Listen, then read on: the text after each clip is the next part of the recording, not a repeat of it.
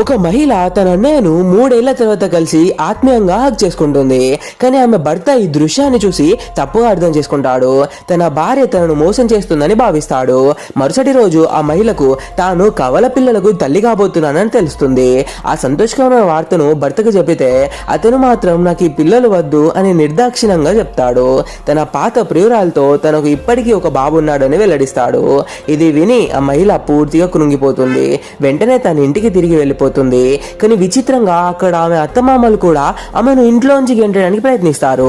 అప్పుడు ఆ మహిళకు తన భర్త అసలు స్వరూపం అర్థమవుతుంది. విడాకులు అడుగుతుంది.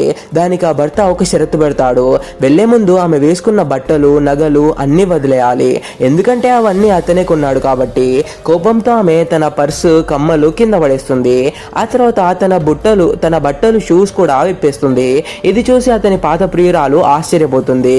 భర్త తన భార్యకు ఇన్ని బహుమతులు ఇచ్చాడా అని అసూయపడుతుంది. అది గమనించిన ఆ వ్యక్తి తన ప్రియురాలు ఎక్కడ ఫీల్ అవుతుందో అని, ఇవన్నీ మా అమ్మ చెల్లి వాడేసిన పాత సామాన్లు, వీటికి అసలు విలువే లేదు అని అబద్ధం చెప్తాడు. పైగా తన ప్రియురాలి చేయి పట్టుకొని భవిష్యత్తులో ఆమెకు ఇంకా మంచి గిఫ్ట్ ఇస్తానని ప్రామిస్ చేస్తాడు.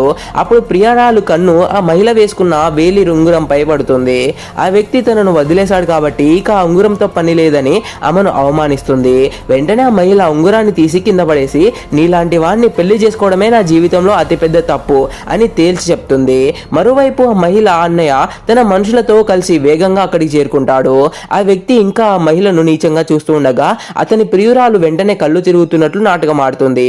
ఆమె కండిషన్ సీరియస్ గా ఉందని భ్రమపడి అత్తగారు వెంటనే డాక్టర్ని పిలవమని ఆర్డర్ ఇస్తుంది.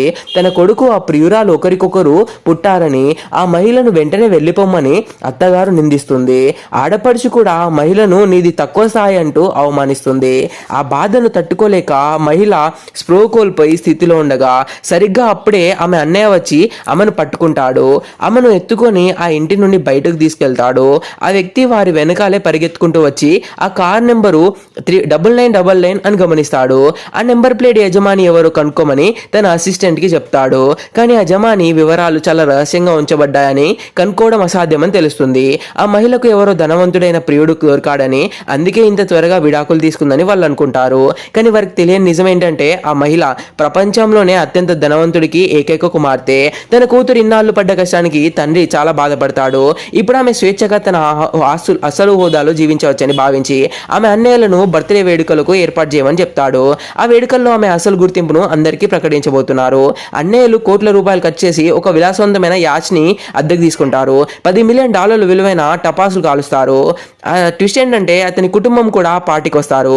ఆకాశంలో టపాసులను చూస్తుండగా ఆ వ్యక్తి ఈ రోజు తన భార్య పుట్టినరోజు అని గుర్తొస్తుంది. అందరూ ఆ వారసురాలు ఎవరా అని ఎదురు చూస్తుండగా ఆ మహిళ రాకుమారిలా ఆ యాచ్కి వస్తుంది.